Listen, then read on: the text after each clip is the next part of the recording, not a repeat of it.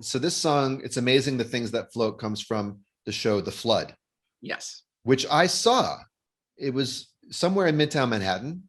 You probably saw it in 2006. Could that be possible? We did another larger production of it. The original production in 2001, but then we did it again in 2006. Yeah. Yeah. So 2006, I saw it, and it was lovely. So can you tell people what's the basic premise of the show, and where does this song come in the flow of the show? Sure. The Flood is based on the true story of the 1993 Mississippi River floods. And specifically, we based it kind of on the story of this one particular town, Valmeyer, Illinois, that they actually kind of rebuilt their whole town. They chose to like rebuild and stay together as a town, even though their town was destroyed on higher ground. After the flood, they rebuilt. We fictionalized though, and our story was set in Meyerville, Illinois, which does not exist as a town. But my wife, Cara Reichel, who was the co-writer of the show with me, had she'd taken a documentary drama course in college where it was kind of their class project to kind of go and research and actually interview the residents of this town, the people who had been through this flood. And, you know, they collected all these kind of testimonials, monologues, material, and they put together, it was not a musical, they put together a class piece that was just all the, like documentary drama, all the stuff that they had gathered from the flood victims. Cara had always thought that it would make an amazing musical because you could bring in her conception, like the river was a character and had a voice and was part of that, had this kind of more mystical dimension to it. But also just like very central to the musical was like the kind of the voice of the town as a chorus. So it was like a very ensemble driven show. It kind of basically follows the events of this particular summer of 1993. First act, the town is battling the rising river. They're sandbagging the levee. And we're following various interpersonal storylines as well. There were about 7 or 8 main characters and an ensemble. And then in the second act, early in the second act, the levee breaks, the town is flooded, and the rest of the act kind of deals with like the aftermath of the flood and what happened to the various people and their trajectories, ultimately the rebuilding of the town. The song, It's Amazing the Things That Float, happens midway through Act 2, after the town has been flooded. The character, Susan Fry, she's a school teacher in town, but she has also inherited land, a family farm that she feels kind of burdened with. The farm loses money, and yet tied to, because it's been in the family for years. In this particular scene, she's going back to her kind of flooded out home and surveying the wreckage.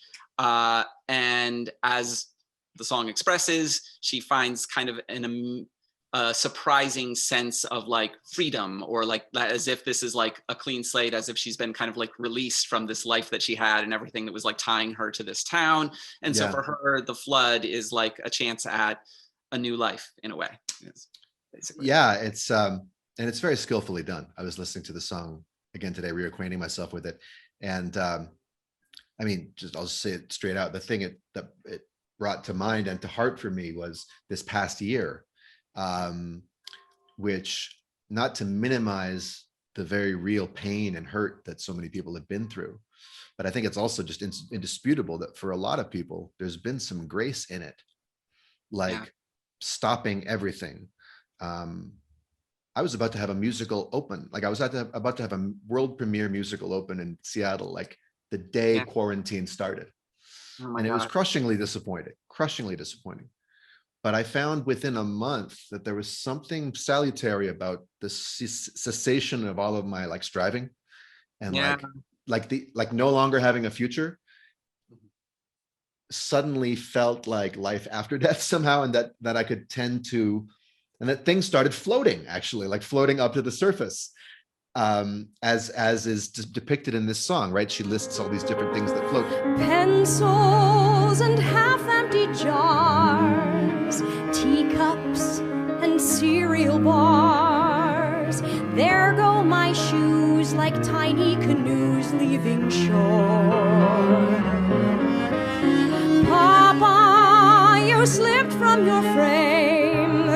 I feel like I've done the same. You and I, we could drift out the door. But then she also talks about sort of more emotional, existential things that are starting to gain some luft, some buoyancy that have been weighting her down. And I that's definitely been a theme of the past year for me, that in the wake of calamity, and I don't think I'm the only one, there can be a kind of grace. Liberation, absolutely. In the song, it does propel her to kind of make a big life choice, and she breaks off an engagement and sells her land and moves away from it. So it is like a reset and a new start for her, and that's kind of what the realization she has in that moment is, when everything is wiped clean and wiped away, and yes, things are strangely buoyant. So I was walking down the street listening to this a few hours ago, and the whole neighborhood of San Antonio here in San Miguel heard me go when I heard this internal rhyme. Outside, there's nothing but blue, no clouds to break up the view, limitless lake to cover the acres of corn. Limitless lake to cover the acres of corn. I was like, ooh, yeah. Lake, acres. I love it when rhymes wrap around a line, and it was very satisfying. Too, in that it is still like very specific to this world, and I like things like acres of corn. Those lyrics are in there, and all of the things that are very show specific, like the photo of her father that she talks about, Papa, you've slipped from your frame, is a thing that figured in earlier in the show, and yet the things that are in there seem to kind of resonate enough that people do the song out of context. It's actually a song that's been used for like various benefits for like disasters and hurricanes and things like that, or whatever, because people feel like it's a good, like, in the wake of disaster, there's hope. There's I can imagine. And it sounds like a great audition song too. I mean, it's very it's reflective, but it's not static. It's a woman really trying to work through something and coming to a realization that's quite meaningful. And it's beautiful. It's surprising, the things that rise to the surface. It's more than I'd ever have guessed. Some things that seemed so permanent just got swept up along with the rest. Piles of old diaries, heavy with all I wrote. But wash off the words, and those pages are birds. That's a gorgeous line. It's amazing the things that float. That is my favorite, I have to say, just because I'm usually not a visual thinker that way, but the idea of like blank pages that have come untethered from the book and like kind of having a bird-like, wing-like appearance. And it was also part of a time working on this song where I was like literally trying to think about, because I unlike, well, no, Cara didn't go there when it was actually flooded, but I didn't even visit the place and meet the people firsthand. I'd only just seen footage of like some of the 93 floods, but I had to kind of like think like, what would be the things floating in this woman's house in terms of like, yes, the pencils would float. Oh, the granola bars might float, the shoes, if they hadn't tipped over, might float. So there was that part of it too, in terms of just the literal floating objects. Yeah, and the way you end it, it's strange losing everything and leaving my home by boat. Again, but such a weird lyric for a ballad. It's weird, but it's not contorted. Because that's literally what's happening. It's funny. It's incongruous, but because the situation's incongruous. But one thing I've found in this world without ground, it's amazing the things that float. I mean, to me, that could be my little epigraph for this past year, because it has been a world without ground for so many of us. And again, like, not to make light of all of the real I mean, I don't have kids, I'm not dealing with a 9-to-5 job, all that kind of stuff. I've been on the privileged side of dealing with COVID, but it has been a world without ground, and there have been some things that have sunk like stones, and there's been some things that have floated. Yeah, and that particular line at the end was one of those areas where I was like, oh, I feel like there's a poetical kind of thing to say here, but I want to be careful about still sounding appropriate to this character who is just a Midwestern school teacher or whatever. This whole song was like, oh, I'm really onto something here. This is a resonant kind of poetical idea, and there's like all kinds of like flowery language that springs to mind. Like the pages are birds is like right on that borderline of like, would she say that? But the world without ground, I was like, yeah, that's it. I want to say it. Can I picture her saying it? I think I can. So I went there. But that was definitely something, because the whole show, The Flood, is very kind of down to earth. The folks, Well, it's funny when I asked you to mention, and we'll come to these in the next segment, a few non-musical theater lyricists that you admire. One of them you mentioned was Emily Saliers Yes. of the Indigo Girls. And actually, now that I look at this lyric, there's something Emily Saliers-ish about it, in that she is very down to earth, right? You clearly, you can hear her voice, the way she speaks, the way she sings. She's from Georgia, but she has a kind of college poetry student view of the world, where she looks through, lenses of metaphor. Everything is a simile or a metaphor. By the way, if you want to check out just how packed with metaphor and simile Emily's lyrics can be, check out a clip from my recent live stream on Ani DeFranco and Indigo Girls lyrics. I'll put a link in the description below. A couple of friends of mine, both big Indigo Girls fans, we played a drinking game, maybe the world's first and last Indigo Girls drinking game, where we took a drink every time there was a metaphor or simile in her lyrics. And let's just say it was a party. But it's not highfalutin. It's not ivory tower. It's right down there on the earth, but it's looking through a kind of poetic lens. So that's what I hear when I read this song.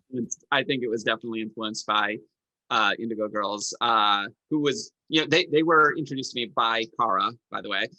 So through Kara, I suddenly heard a lot of Indigo Girls, and probably around the time of writing The Flood had been thoroughly exposed by then. But I think even musically, the way it kind of begins on that single note, it's very Indigo Girls to me. Like, to me, it sounds like there's a letter that I dug out. There's a letter on the desktop that I dug out of a drawer. The last truce we ever came to from our adolescent war. It's surprising the things I find myself missing. There isn't as much as you'd think. Maybe the things that disappeared are the ones that I wanted to sink.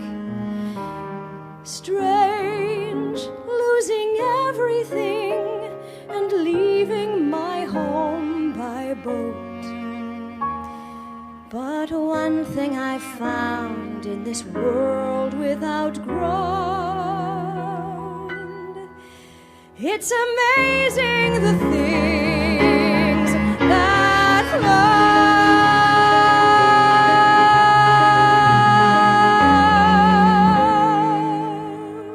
float. So that's it for this episode. That's all the time I've got in part 3. There is a lot more that Pete and I talked about that I just don't have space for to stuff into these 3 main episodes. So I'm putting all of that in an extended bonus episode where we talk about one more of Pete's songs from his most recent musical. That's a really cool action number from the Hello Girls called The Duration. Very exciting, and with the same lyrical care, and it's musically very exciting too. I really enjoyed talking about that. We also get into an opening number from the classic musical The Music Man, and then we have a broader discussion about just how difficult it is to write opening numbers in general. It's one of the most difficult things in musical theater, believe it or not. So we get into why that is and share some of our own stories of that process. To see that, you've got to become a patron at $5 a month. It's very affordable, and it's a great way to help support this channel and keep me focusing on it and putting out more and more great stuff. I've got great guests coming up. There's always going to be bonus episodes with bonus content every time I have a guest, and sometimes I do bonus episodes fully edited, recorded ones just for patrons. So you can go to patreon.com/lyrics to go sign up there, become a patron. I'd really appreciate it. And I appreciate you watching regardless. Please click subscribe below. Please share this episode, especially with the musical theater fans in your life. And I'll see you next time. Peace.